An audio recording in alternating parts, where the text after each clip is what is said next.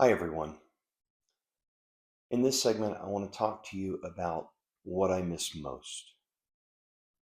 Now, I need to caveat this segment by saying that it's a little bit ad hoc because I guess this morning I'm struggling a little bit emotionally. And I also need to tell you that this video is in no way meant to to make you feel sorry for me. I struggled with that toward the beginning of with Stephanie's diagnosis and her decline. I struggled with playing on people's emotions. And it's something that God showed me was sinful in my life and that it needed to stop and that I had to apologize to certain people who I knew that I was trying to play on their emotions, garner their sympathy for my situation. Not Stephanie's, but mine, in that I was losing Stephanie and that I was taking on the burden of caregiving. As you can see, I say that, and that is absolutely the wrong way to look at this. As a caregiver, you've got to be selfless. There is no, there is no, there is honor in caregiving, but not if you do it in a selfish way. There is no glory to God if you do this in a selfish way. This is you giving completely and totally to your loved one, whether it be a spouse or a parent or a child. So I'm not trying to garner any type of emotional response from you, any type of sympathy or empathy. I'm just simply want to tell it like it is. So there are two things, especially if this is your spouse, that you may need to come to grips with. And that is the companion that you've had for all these years is slowly slipping away. And the intimacy that you shared with this individual is slowly slipping away. So those are the two things that I have found over Stephanie's decline that I miss the most: companionship and intimacy. Someone to share life with, to go off and do things. The simple things, just going out to dinner or going on vacation or just being together, sitting down, talking about the day.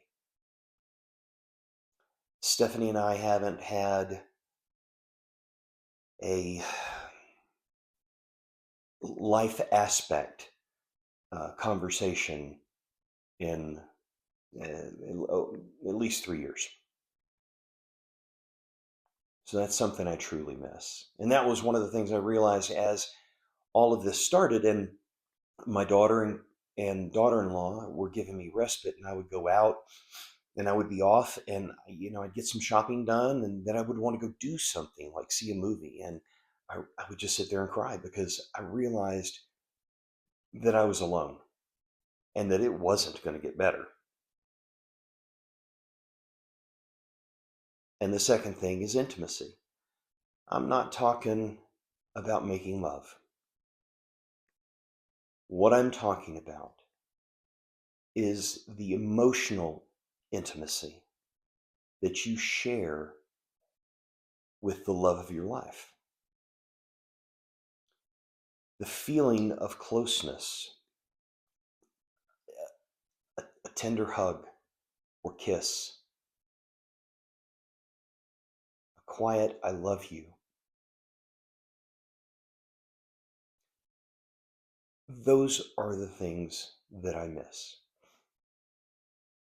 And I'll wrap this video up by saying that over the past 6 weeks or so, um, as I've been doing some of these videos, I told you that Stephanie would tell me that she loves me and that she would kiss back when I kissed her.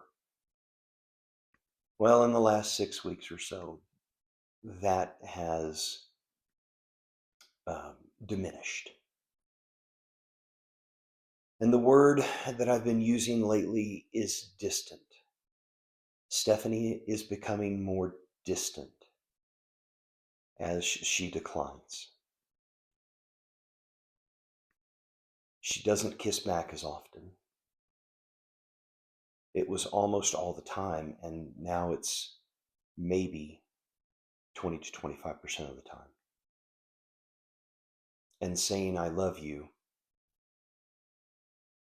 was maybe 75% of the time, and it's not even 10% now. So I just wanted to share this with you. There are things, and your things that you miss maybe or are going to be different. But I wanted to share with you what I miss, because these things will happen. These things will come,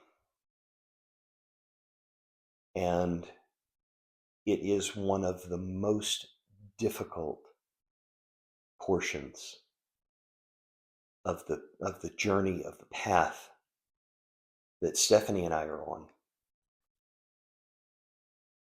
And for me as a caregiver, you've heard me say that she's the love of my life. And those things that I have enjoyed for 40 years are now a little more quickly going away. Or at least the manifestation, my ability to see it more and more lately. I've seen it, and it just seems like a definitive decline. My prayers are with you all. May God give you strength on your journey, and I'll see you again soon.